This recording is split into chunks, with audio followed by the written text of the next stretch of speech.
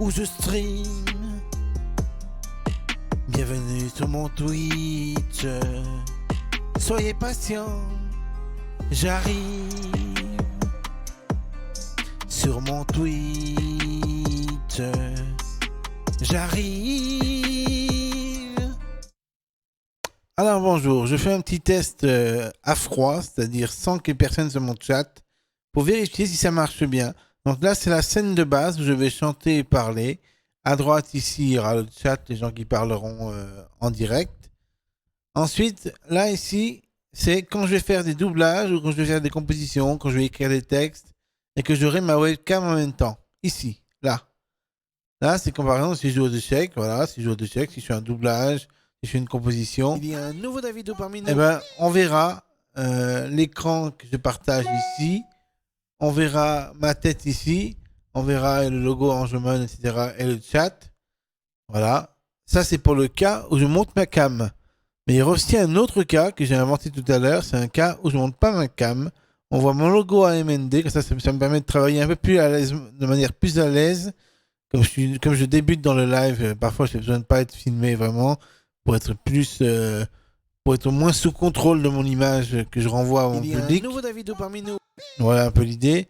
Donc, grâce à ça, ça me permettra de faire des lives un peu plus longs, en fait. J'aurai moins besoin de contrôler mon image extérieure, parce que comme je suis nouveau, j'ai besoin de contrôler mon image que je renvoie à mon public pour ne pas, faire des grimaces, des trucs comme ça. Enfin bref. J'essaie d'avoir une image assez sereine, etc. C'est pas évident parfois, surtout quand je compose et que je fais des trucs qui n'ont rien à voir avec l'affichage graphique, eh ben, j'ai besoin de ne pas mettre mon image. Donc, j'espère que vous me pardonnerez quand j'enlèverai mon image, mais parfois je le ferai pour composer, par exemple, pour vous montrer comment je compose, j'enlèverai mon image, je mettrai le logo et je vous montrerai comment je compose. Même pour les échecs, il peut m'arriver d'enlever mon image aussi pour vous montrer comment je joue aux échecs, sans devoir contrôler mon image, mais me concentrer plutôt sur le jeu d'échecs.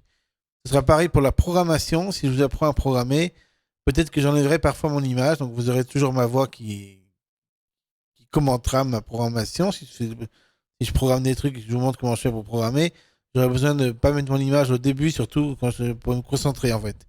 Ça, c'est la pause. Maintenant, je suis en pause. J'ai quelque chose qui m'indispose. Peut-être que je suis aux toilettes, ou peut-être que je fais quelque chose d'autre. Je suis... Voilà, c'était la pause. Maintenant, il y a une autre pause, c'est quand j'apprends un truc. Non, je sais pas si je vais vraiment le faire, ça. C'est une pause quand j'apprends un truc, ça ressemble à ça, regardez. Je suis en pause. Je suis en train d'apprendre quelque chose. Une chanson, une cover, une reprise. À votre goût, alors soyez patient. Voilà. Et enfin, la finalité, quand je pars du live, normalement ça fait ça. Sauf si je pars de manière brute, que j'ai pas eu le temps de préparer à la fin, ça fait ça normalement, regardez. Bye bye. Au revoir. Mes amis, c'est la fin du Twitch. Au revoir. À la prochaine sur Twitch. Voilà, donc là je reviens dans la scène principale où on voit bien mon image et tout, pour pouvoir chanter des chansons, etc. etc. C'est là où j'ai plus besoin de contrôler mon image pour pas avoir une image trop déformée de la réalité, pour pas avoir une image de moi-même qui ressemblerait à rien. Voilà, c'est là où je dois le plus me concentrer sur mon image que je renvoie à mon public. Et donc, c'est pour ça que là, je mets une grosse image quand je chante, etc., etc. Voilà. Sur ce, je vous laisse. J'espère que ça vous a plu, cette petite vidéo d'échauffement de scène pour Streamlabs, pour mon Twitch futur. Bye.